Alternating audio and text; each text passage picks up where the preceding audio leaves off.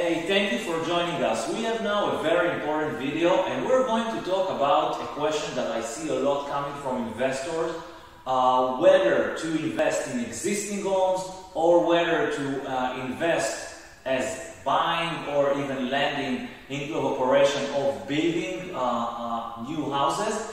We have here today with us Jayson, who has an experience doing both, and I would love, Jayson, to really hear your thoughts in terms of the pros, cons, and the entire consideration for an investor thinking, hey, should I now be in the market working in like an existing home, buying them or lending to fix and sell them, or should I really now look into a new business development? What are your thoughts on this aspect, pros and cons? So definitely pros and cons to each, right? So right now in Florida specifically, and honestly as a nation, a whole nation, we're seeing a really tight inventory supply across all the markets. So those properties that are distressed, they're farther and fewer between.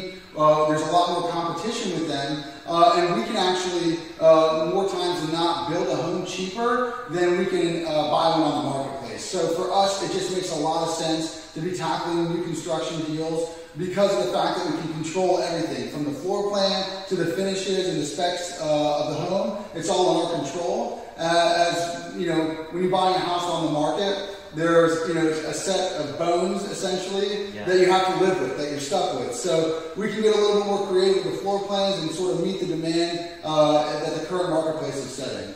And I think maybe one more aspect, and this is part of what you are already doing, and I would love you to share a bit, like building a system and creating scalability. When you're doing an activity of building on land, it's much easier and provides also predictability business-wise. Can you talk a bit about that?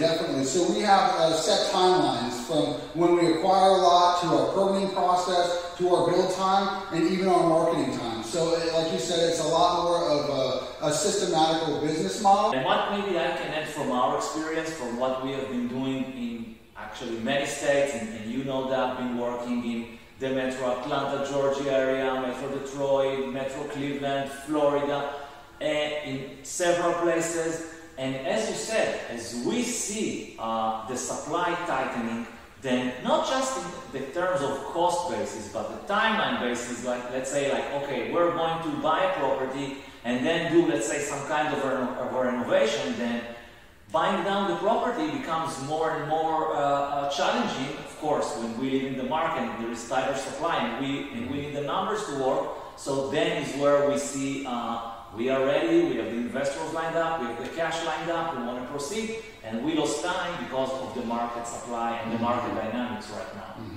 So that's very important for us in terms of the project timeline and when can we expect it to finish and for us getting the return. What would be other aspects in your mind in the consideration of doing right now building development versus buying the home and holding it as a rental, or just buying and renovating a property to sell it? So there's three different ways to look at it. We have a lot of demand right now in the market for our retail buyers that are looking for a home to move into. So that's obviously one key business model for us, is building to and sell it to a retail buyer. There's also the aspect that you guys, I know, are looking for cash flow and some more passive hands-off investments. Building to rent we've seen explode. So we've been approached by a number of folks, whether it's various hedge funds or retail investors that are looking for a rental that they can know and have confidence in, that they can get top dollar for rent, and they're not going to have any worries about repairs or managing things because these are brand new built homes with a warranty. It's been a huge area that we're trying to focus on. So building to rent is a really good place. I think that your investors may see some value there. Great. So thank you, Jayson. I think what we can learn from this lesson when we think about where to put our dollars as investors, it really depends what we want to create in terms of the cash flow or creating some kind of a short-term return. When we are thinking about the cash flow, it starts to make more sense to look on build-to-rent projects because the market prices are going high, not really far from the cost to build properties. If you consider capex and maintenance ongoing costs, that you will have more on existing properties versus the new properties.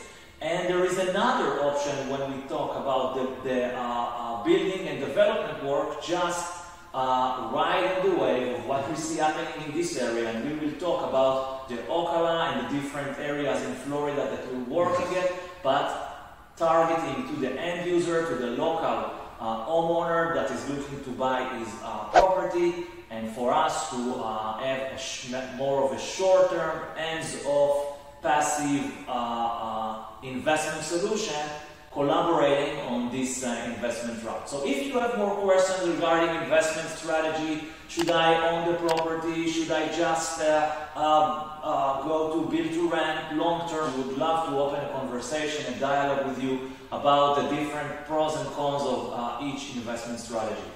Good luck and thank you for being with us.